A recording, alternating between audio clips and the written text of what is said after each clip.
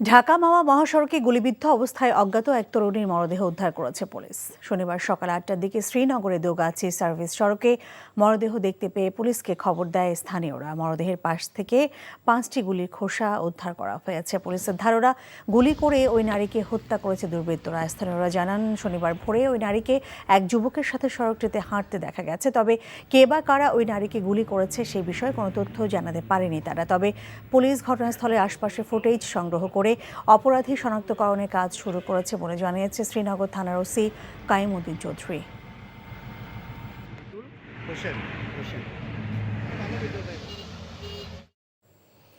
দর্শক, এই বিষয়ে জানতে এখন আমরা যাব মুন্সিগঞ্জে। সেখানে আছেন আমাদের স্টাফ করেসপন্ডেন্ট মঈনুদ্দিন আহমেদ সুমন। আমরা সরাসরি যুক্ত হচ্ছি তার সঙ্গে। সুমন, তরুণীর মরদেহ কি এখনো শনাক্ত করা গেছে কিনা এবং পরিচয় পাওয়া গেছে কিনা?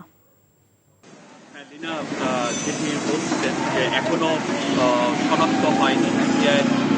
রয়েছে, তারা ঘটনাস্থলে পৌঁছেছে এই 1 থেকে 10 মিনিট আগে। তারা ফিঙ্গারপ্রিন্ট নিয়ে শনাক্ত করা যায় 2 কিলোমিটার দূরে দোহার যে সড়কটি রয়েছে সেখানে রয়েছে। এটা মহাসড়কের ঠিক পাশেই। তো এখন পর্যন্ত কোনো নিশ্চিত করা যায়নি নাম, ঠিকানা, পরিচয় নারী।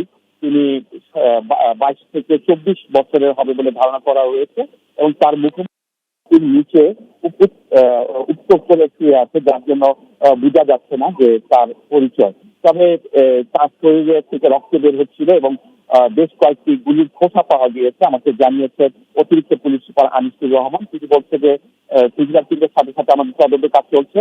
আশেপাশে সিসি ফুটেজ নিয়ে তাকে শনাক্ত করার জন্য, যে তিনি তার পরিচয় এবং এর পরবর্তীতে কিভাবে মারা গেল, এখানে কি হয়েছিল আসল ঘটনাটি, তাকে অপরাধীকে ধরার কৌশলগত অবলম্বন করছে।